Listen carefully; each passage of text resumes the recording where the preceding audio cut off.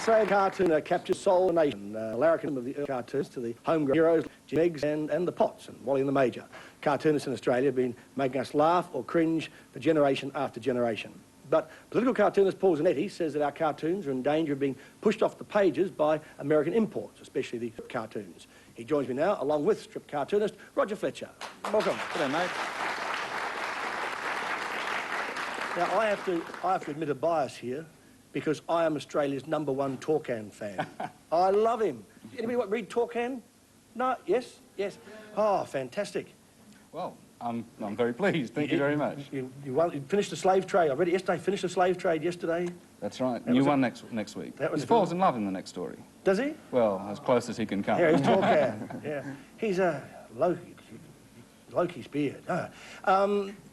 With the strips, do you really believe that we're an endangered species? Do you think that... Yeah, well, because of the mass syndication of American strips, they're in, you know, on average 1,000 or 2,000 newspapers in the States, and they sell themselves so cheaply that now they can flood the world markets, including the Australian market, with strips that undercut the price of Australian strips. So, but Peanuts and Garfield have been running for years and years, haven't they? Yeah, but see, the syndication companies are becoming more competitive, and now they're looking for new horizons and more horizons with new strips. And it's not just the established strips such as Peanuts and Garfield and The Far Side and so on. It's newer strips that are coming in. And so this week being the launch of National Cartoon Week, one of the issues that we want to bring up is to encourage newspaper editors to have a strong bias towards the Aussie stuff. Buy Australian, like we say in all fields.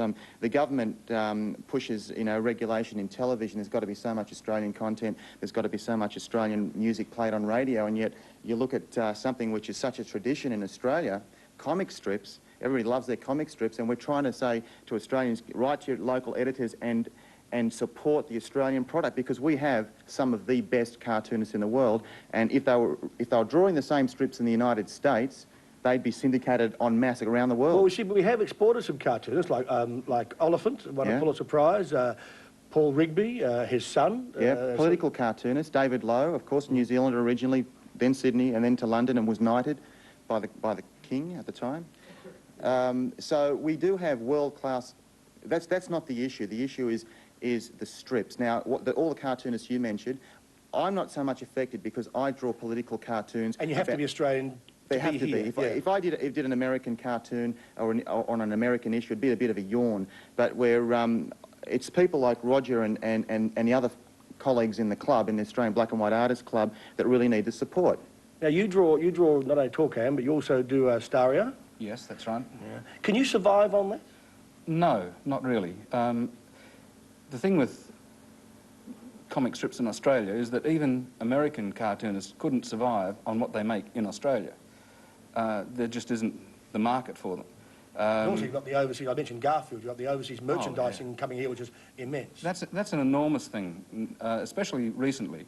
What's happened is that modern merchandising and cross-promotion means that a comic strip from America doesn't even have to make money, because they're making money from their merchandising, from their kids' cartoons, from... So anything here is just everything, yeah. And unfortunately, most of us cartoonists in Australia, we've got to actually live on what we do.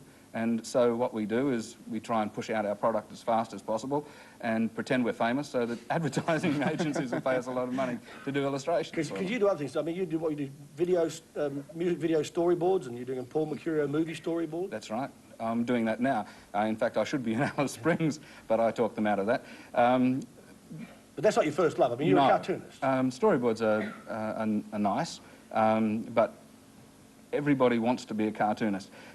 It's the best life in the world, really it is.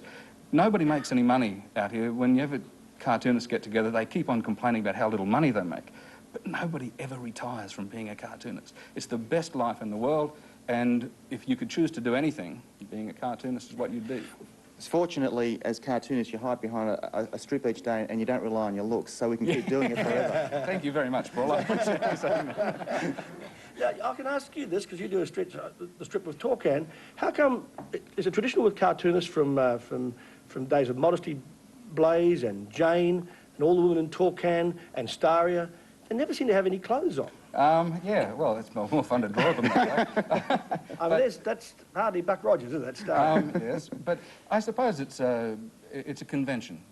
Tarzan would have looked silly in a suit, and I suppose that the convention started in the 20s with Batman and Superman and all those sorts of comic strips where the characters were always more or less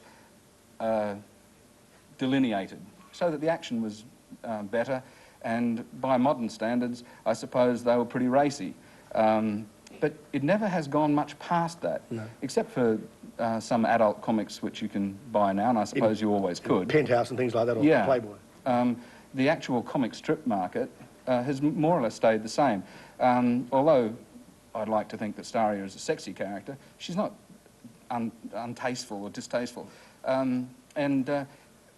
She's been running now since 1980, and as far as I know, she's still a virgin, so...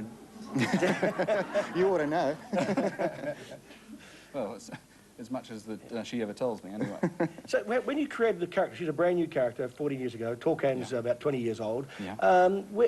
Do you just sit down and fiddle around with a lot of characters? Or do you do them mentally first and get a script, or do you have the look of the person? Well, Staria was a bit of a cheat, because what I did was I took the conventional series, like Buck Rogers or Flash Gordon, and they always had like the heroic hero, and then they had a really sexy offsider, and the professor who always managed to get them out of trouble. And so I made the sexy offsider the hero, and created a dromad called Crew, a bird-headed monster with huge wings and all that, to be the sexy offsider, and then made the professor a drunk so that he never knew what he was talking about, and that was the mixture that I took into them. Now, I know you have been, for Cartoons Week, you're running a competition for school children? Yeah, it's in conjunction with the National Cartoon Week launch, and we've had a competition running through the schools, and actually there is a wide range of talent out there. Here's a really cute cartoon, a couple of spiders at the bottom of it. If we pull this off, we'll eat like kings. Yeah, that's pretty good. Yes. Honest, Mum, I didn't eat the rabbit. Very good. And here's a nice one here. I had my glasses stolen from under my nose today. That's a stupid place to wear them. So, I mean, there are kids out there, they're very imaginative. The great thing about kids, and both Roger and I do talk to school kids, is that they're uninhibited and they're not told what not to draw. Now, when you do workshops, as Paul said, so can you give us a bit of a lesson, what you would do if you were teaching me how to draw something? I think that the most unfortunate thing about children being taught to draw is that people think of it as being a natural talent. If somebody came along and said, we'll just naturally presume that you can write the alphabet, you'd think they were crazy.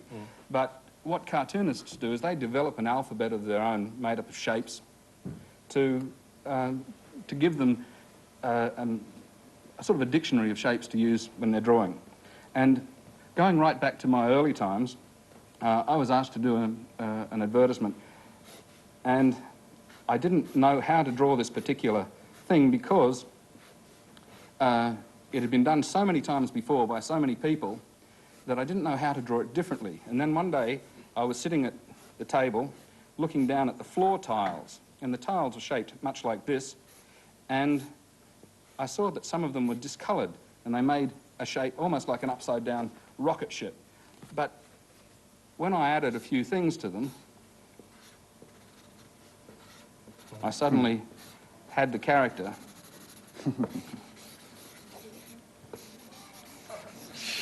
that I needed, and that's fantastic. That's quite simply a dictionary of how to get there. Now, how much are you guys paying Alexander Downer? Oh, well, I was just saying to Tim Fisher upstairs to thank him from the bottom of all the cartoonists' heart. But on the way out here, I thought, well, if he keeps writing gag lines, we're going to be out of a job. Yeah. I mean, those lines he came out with last week were just a bonus for cartoonists. Yeah, what a downer. Yes, for the Liberal Party. Well, you got one there. Because, as I was saying, quite seriously, you guys will make mincemeat out of this until the next election, won't you? Well, I did a couple of cartoons last week, which I think we've got here on the screen, which I think so. Here's one where he's about to go off to work and he says, got everything, briefcase, papers, foot, mouth.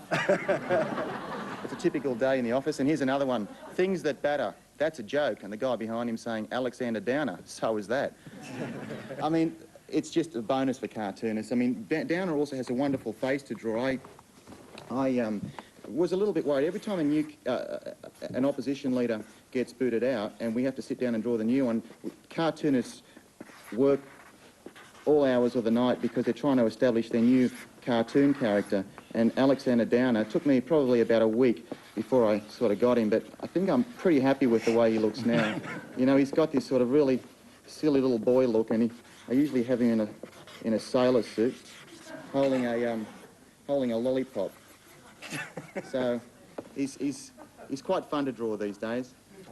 Well, on that note, I think we're going to wrap this up. Would you please thank Paul Zanetti and Roger Fletcher.